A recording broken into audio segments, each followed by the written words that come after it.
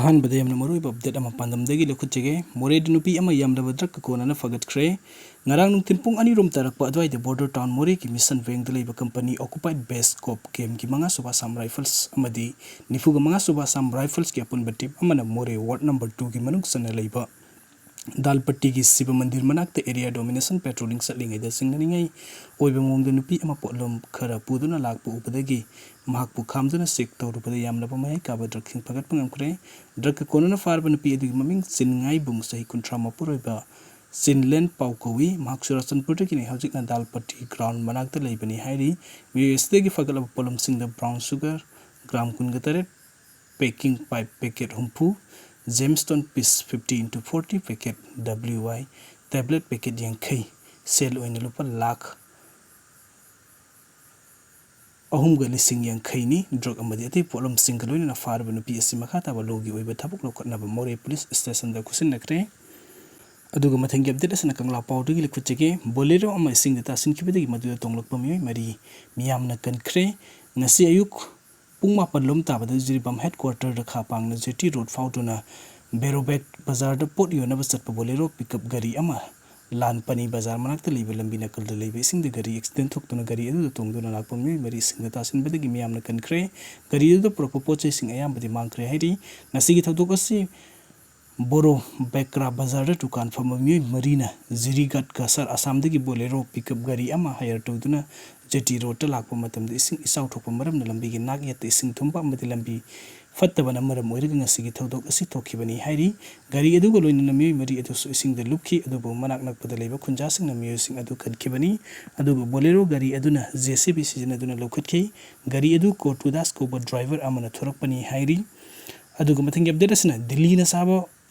robot gumlaba mitei politician singbu thajabiganu pripak pro ngasi June ama 2024 numit asida ningtam landa thawai kathokraba punmoki mafam di kai kumna juduna pripak progressive ki taraga mari raksuba progressive de thoram sida haki wakhalon kharam yam da thamjari hojik thokliba wathok lanthok asida awana misimina nangaba imung singi awa pukning sulup asina saruk yazari haina lona thinkraba lup asigi chairman longja paliba emna khuyek piduna thorokpa serol man hairi serol sina makhatari badi sulo thu NRC satna lu haina miyamna lauri state government su recommendation tawri adubu big brothers government di wafam sing asi yamo number wahi wena khalli handaki mikhal asida somite ekhui gi political immaturity masak thokrabani themaga ki halaga senjaw thataraga pumnamak orhan ba yaba khwaidagi lingjen manadaba furupni haibasi so center na khangi social ideology mapung phadaba khunai gi thaksi kasi wak lakpani lingjen manarakte apun balantin sambada mana thokpa akin arang uthuknai lanpham gi mahi mapung phande ekhoina kayam sole kari gi soli bano solhan ba na tham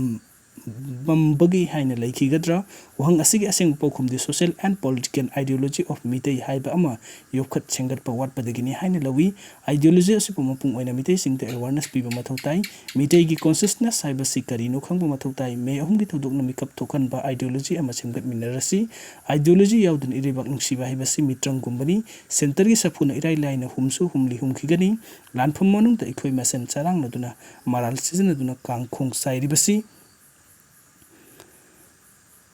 thingbasu ngamloi Chinese wangwel sanjuna phongdokna putting tactics before strategy is done noise before defeat pauta sining si hojike matam da tactics and strategy ani maksi socio political and economic ideology the yumpam oibani ideology bo mayek sing da bhaibasi lan maithibani maitei first dream Indian second haina pukning lupsi ato pasingna mitei khaktagi wakhal khalli haining bhaijar sanu maramdi mitei haibasi matu karamna oirakibano khangdabani haina khandoksi multi community na tosilaga sarakraba mitei community ni haibasi khangjinadaba singduni naknadi leiba mitopti olak bakanguni Indiana tengbang liba narco terrorist group amasung drug cartel singna narco open market semduna supportive society oirambadu hojikti drug ta laichuraba nahagi khunai oire nakal amadani India gi political opium da laichuraba maiti politician na pik thalalle soksilakliba film asida ngakthuknaba khunai lonsen midon amasung lenga ron gi oiba mamai umgi iho amagi ideological preparation to minersi dilina sam gat bigani wathok loisin bigani haiba wakhalon asimaksu mikhal ponbagi wakhalni laina leirabani haina miyamda thamjari mikha